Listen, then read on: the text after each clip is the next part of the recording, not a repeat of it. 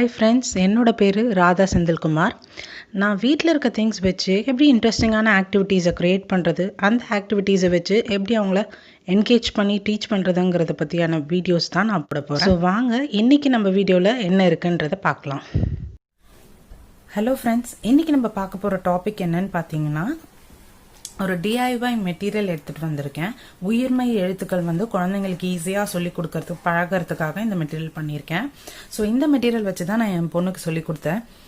ரொம்ப ஈஸியாக கிராஸ் பண்ணிக்கிட்டாங்க. கொஞ்ச நாள்லேயே இது எங்களுக்கு ப்ராக்டிஸ் பண்ண ரொம்பவே லெட்டர் ரெக்கக்னிஷனுக்கு ரொம்ப ஹெல்ப்ஃபுல்லாக இருந்துச்சு. என்னோட பிக்கஸ்ட் டார்கெட்டே என்னன்னு பார்த்தீங்கன்னா, 6 இயர்ஸ்க்கு முன்னாடி தமிழ், ஹிந்தி அண்ட் இங்கிலீஷ் படிக்க சொல்லிக் கொடுக்கணுன்றது தான் என்னோட பிக்கஸ்ட் டார்கெட்டாக இருந்துச்சு. ஸோ அதை தான் நான் கான்சென்ட்ரேட் பண்ணேன். இனிஷியலாக ஒரு 3.5 6 இயர்ஸ் வரலும் நாங்கள் என்ன பண்ணோம்னு பார்த்தீங்கன்னா, ஆல்மோஸ்ட் இந்த லாங்குவேஜ் ரீடிங்கை தான் ரொம்ப கான்சென்ட்ரேட் பண்ணேன். ஃபோனிக்ஸ் யூஸ் பண்ணி தான் நான் இங்கிலீஷ் சொல்லிக் கொடுத்தேன் படிக்கிறதுக்கு. இங்கிலீஷ் யூஸ் பண்ண ஃபோனிக்ஸே நான் தமிழுக்கு அப்ளை பண்ணி சொல்லிக் கொடுத்தேன். ஸோ என்னோட videos already Phoenix for English நான் போட்டிருக்கேன். ஸோ ஃபோனிக்ஸ் ஃபார் தமிழ்லையும் இதே மாதிரி தான் நான் எடுத்துகிட்டு போவேன். ஸோ கண்டிப்பாக இந்த வீடியோ பாருங்கள், உங்களுக்கு யூஸ்ஃபுல்லாக இருக்கும்னு நினைக்கிறேன். இந்த வீடியோவில் நான் என்ன சொல்ல போகிறேன்னா, உயிர்மை எழுத்துக்கள் குழந்தைங்களுக்கு எப்படி புரிய வைக்கலாம் அப்படின்னு சொல்லிட்டு, அப்புறம் அந்த மெட்டீரியல் எப்படி யூஸ் பண்ணலாங்கிறத பற்றியும் நான் இந்த வீடியோவில் சொல்ல போகிறேன். ஸோ கம்ப்ளீட்டாக இந்த வீடியோ ஸ்கிப் பண்ணாமல் பாருங்கள், உங்களுக்கு ரொம்பவே யூஸ்ஃபுல்லாக இருக்கும்னு நினைக்கிறேன். ஸோ வாங்க பார்க்கலாம். இது நாங்கள் ஆல்ரெடி யூஸ் பண்ண ஒர்க் ஷீட்ஸ் எல்லாம் வச்சுருக்கேன். ஸோ இன்னைக்கு ஃபர்ஸ்ட் நம்ம என்ன பார்க்க போகிறோம்னா, குழந்தைங்களுக்கு தமிழ் எந்த ஒரு இது நம்ம சொல்லிக் கொடுக்கறதுக்கு முன்னாடி ஃபர்ஸ்ட் உயிரெழுத்துக்கள் தான் தமிழ்ல ஆரம்பிப்போம். உயிரெழுத்துக்கள், மெய்யெழுத்துக்கள் சொல்லிக் கொடுப்போம்.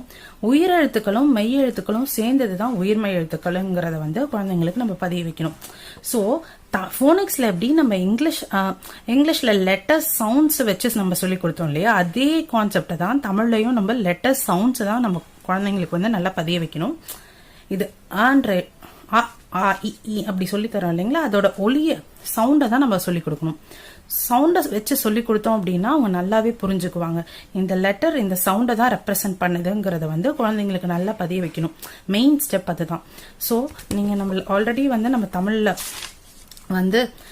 உயிர்மை எழுத்துக்கள் இப்படி ஒவ்வொன்றா லைனா நம்ம சொல்லி கொடுத்தோம் அப்படின்னா உங்களுக்கு ரொம்பவே கஷ்டமா இருக்கும் லெட்டர் ரெக்கக்னிஷனுக்கு. பாருங்க, ஆ ஒலி எழுத்துக்கு ஆ இ இ, இப்ப கக்கா கிக்கி குக்கு கே அப்படின்னு நம்ம பாட்டா சொல்லி கொடுக்கற போது குழந்தைங்களுக்கு ஈஸியா இருக்கும். அதே லெட்டர் ரெக்கக்னிஷன், லெட்டரை ரெக்கக்னைஸ் பண்ற போது இந்த மாதிரி ஆர்டரா நம்ம சொல்லி கொடுக்கற போது அவங்களுக்கு ரொம்பவே கஷ்டமா இருக்கும் புரிஞ்சுக்கிறதுக்கு. ஸோ நம்ம என்ன பண்ணலாம் அப்படின்னு பாத்தீங்கன்னா, நிறைய ஆக்டிவிட்டிஸ் மாதிரி குழந்தைங்களுக்கு நம்ம எப்படி இங்கிலீஷ்க்கு நம்ம ஆக்டிவிட்டிஸ் எல்லாம் கொடுக்குறோமோ அதே மாதிரி இந்த லெட்டர் ரெகக்னிஷனுக்கும் நிறைய ஆக்டிவிட்டிஸ் மாதிரி கொடுக்கணும். ஸோ இதை ஈஸியா பண்றதுக்காக தான் நான் ஒரு மெட்டீரியல் ரெடி பண்ணேன். ஸோ இந்த ஃபர்ஸ்ட் நம்ம இதை பார்ப்போம். இது எல்லாத்துலயுமே பாத்தீங்கன்னா அந்த பேஸான எழுத்து இருக்கும். எல்லாத்துலயும் கா இருக்கும், அதுக்கு பக்கத்துல துணை கால் இருக்கும், மேல கொம்பு இருக்கும். எந்த இதுல மாறி இருக்கும், டோட்டலா எழுத்தே மாறி இருக்கும்னு பாத்தீங்கன்னா, இது ஊ ஒலி எழுத்துக்கள், ஊ ஒலி எழுத்துக்கள் அந்த மாதிரி இது மட்டும்தான் நம்ம குழந்தைங்களுக்கு தனியா சொல்லி கொடுக்கும். எஃபர்ட் போட்டு தனியா நம்ம இவங்களுக்கு இந்த பேட்டர்னை மனப்பாடம் பண்ண வைக்கிறதுக்கு ரொம்ப கஷ்டமா இருக்காது. இது ரெண்டுத்துக்கும் தான் இருக்கும். ஸோ நான் என்ன பண்ணேன்னு பாத்தீங்கன்னா, இது ரொம்ப ஈஸி ஆக்கிறதுக்கு ஃபர்ஸ்ட் மெய்யெழுத்துக்கள் சொல்லி கொடுத்துட்டேன். உயிரெழுத்துக்கள், மெய்யெழுத்துக்கள் சொல்லி கொடுத்துட்டு இந்த ஒவ்வொரு லெட்டரோட சவுண்டா ஆ ஒலி அப்படின்னு சொல்லி கொடுத்துட்டேன். சொல்லி கொடுத்துட்டு இப்ப ஆ ஒலி வந்துச்சுன்னா பக்கத்துல இந்த கால் வரணும் அப்படின்னு சொல்லிட்டு நான் குழந்தைங்களுக்கு புரியுற மாதிரி சொல்லி கொடுத்துட்டேன். ஸோ இதுக்கு நான் ரொம்ப ஈஸியா பண்றதுக்கு நான் என்ன பண்ணேன் அப்படின்னு பாத்தீங்கன்னா, இந்த மெட்டீரியல்ல தனியா கானா சானா தனியா எழுதி வச்சிருக்கேன். தனியா இந்த மாதிரி எழுதி வச்சுட்டேன். ஸோ தனியா எழுதுனதை நான் என்ன பண்ணேன்னு பாத்தீங்கன்னா, இப்படி ஒரு துணைக்கோலையும் தனியா எழுதிக்கிட்டேன். புள்ளி வைக்கிறது, கைனை சைனை அதுக்கெல்லாம் இப்படி தனித்தனியா நான் ஒரு கார்டு மாதிரி கார்ட்போர்ட்ல கட் பண்ணி எழுதி வச்சுக்கிட்டேன். இது நான் எப்படி யூஸ் பண்ணேன்றதை நான் இப்போ உங்களுக்கு சொல்றேன். இப்போ இங்கு நான் சொல்லி கொடுக்கணும் அப்படின்னா, என்ன இருக்குன்னா இதுல புள்ளி வச்ச எழுத்து தான் இக். ஸோ என்ன பண்ண, இங்கு, இச்சு, இஞ்சு, இட்டு, இன்னு, இத்து, இந்து, ஸோ அந்த மாதிரி ஒரு லெட்டர் மேலேயும் இந்த புள்ளி வச்சு இது அவங்க புக்கில் படிக்கிறது ஹேண்ட்ஸ் ஆனாக அவங்க அதை ஃபீல் பண்ணி அதை எக்ஸ்பீரியன்ஸ் பண்ணி படிக்கிற போது அவங்களுக்கு ரொம்பவே நல்லா பதியும். அதுக்காக தான் இந்த மாதிரி மெட்டீரியல் பண்ணேன். ஆக்டிவிட்டீஸ் மாதிரி ஒர்க் ஷீட்ஸ் மாதிரி அந்த மாதிரியும் நான் சொல்லி கொடுத்தேன். இந்த மாதிரி சொல்லி கொடுத்துட்டு நான் ஒர்க் ஷீட் பண்ணும் போது எனக்கு ரொம்பவே அவங்க கிட்ட இருந்து வர அவுட்புட் வந்து ரொம்பவே ஞாபகத்தில் இருந்தது. ஸோ இந்த மாதிரி தான் நான் சொல்லி கொடுத்தேன். இல் இல் இன் இற்று இன் அந்த மாதிரி ஒரு இந்த மாதிரி தனியாக எழுதிருந்தேன் புள்ளி வச்சது அப்படின்னு சொல்லிட்டு. இல்லை, இது வந்து ஆவொலி. ஆவொலியில் எனக்கு பண்ணணும்னா நீங்கள் என்ன பண்ணும் அப்படின்னு நான் கேட்டேன்னா இப்படி வைப்பாங்க. கா ஞா சா ஞா அந்த சவுண்டை தான் நான் நல்லா கான்சென்ட்ரேட் பண்ண சொல்லுவேன். கா ஞா சா ஞா அப்படின்னு அந்த நெடில் சவுண்ட் அந்த லாங் சவுண்ட் வர மாதிரி நல்லா சொல்லி கொடுத்து அதே மாதிரி பண்ண வச்சேன். பா மா யா அப்படின்னு ஒரு இதுக்கும் பக்கத்துல வச்சு சொல்லுவாங்க. குரல்னா ஷார்ட் சவுண்டும் நெடில்னா லாங் சவுண்டும் சொல்லி கொடுத்தேன். இப்போ குரல் ஏ அப்படின்னா ஒத்த கும்பு போடணும்.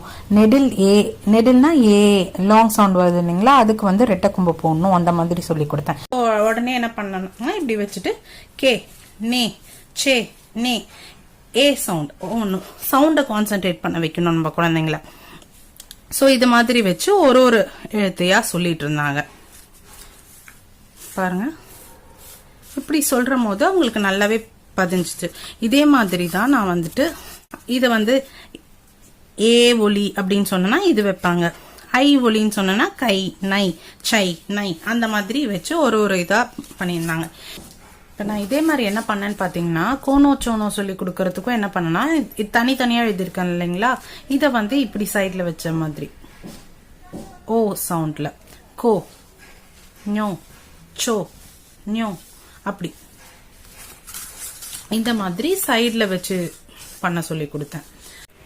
இதே மாதிரி தான் நம்ம குரல் ஓ சவுண்டுக்கும் நெடில் ஓ சவுண்டுக்கும் நம்ம சொல்லி கொடுப்போம்.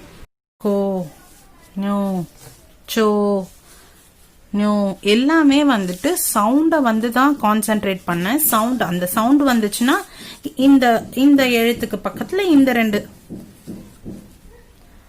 சிம்பிளும் வரும் அப்படிங்கிற மாதிரி தான் நான் சொல்லி கொடுத்தேன்.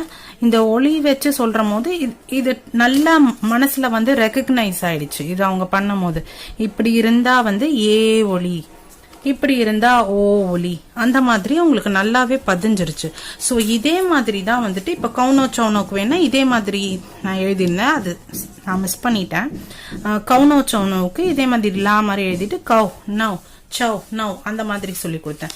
ஸோ இதே விஷயத்தை தான் நான் என்ன பண்ணேன்னு பார்த்தீங்கன்னா ஏற்கனவே பார்த்த மெட்டீரியல் மாதிரியே தான் நான் என்ன பண்ணேன்னா அது தனித்தனியா இருக்கிற மாதிரி சைட்ல வச்சு பண்ற மாதிரி மெட்டீரியல் பண்ணியிருந்தேன். இதுல வந்து என்ன பண்ணியிருந்தேன்னா கானா சானா வந்துட்டு லைனா ஒரு இதுல வந்துட்டு நான் எழுதிட்டு தனித்தனியா எழுதியிருந்த வந்து ஒட்டுக்கா ஒரு கார்டுல வந்து நான் எழுதிட்டேன். இது வந்து பாத்தீங்கன்னா ஹவு சவுண்ட் கவுனோ சவுனோ கோனோ சோனோ அந்த மாதிரி ஒரு இதையும் இப்படி தனித்தனியா எழுதிட்டு இந்த ஸ்லைடரை வந்து மூவ் பண்ற மாதிரி கே நே சே நே டே நே தே நே அப்படியே அவங்க மூவ் பண்ற மாதிரி கவ் நவ் சவ் நவ் டவ் நவ் அப்படி மூவ் பண்ணி சொல்ற மாதிரி சேம் திங்க தான் வந்து திருப்பி ரிப்பிட்டேஷன் கொடுத்து பண்ற போது நல்லாவே மனசுல பதியுங்கிறதுக்காக தான் ஒரே விஷயத்த திரும்ப இதெல்லாம் பண்ணிட்டு இந்த மாதிரி சில ஒர்க் ஷீட்ஸ் மாதிரி எல்லாம் எக்ஸ்ட்ரா நம்ம சொல்லி கொடுக்க வந்து இந்த கூனு சூனு அந்த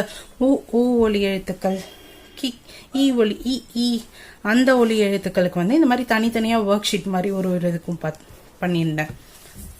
இது வந்து அவங்க கலர் பண்ணா வர மாதிரி இன்விசிபிள் இது மாதிரி நான் பண்ணியிருந்தேன். கீ கூக்கு.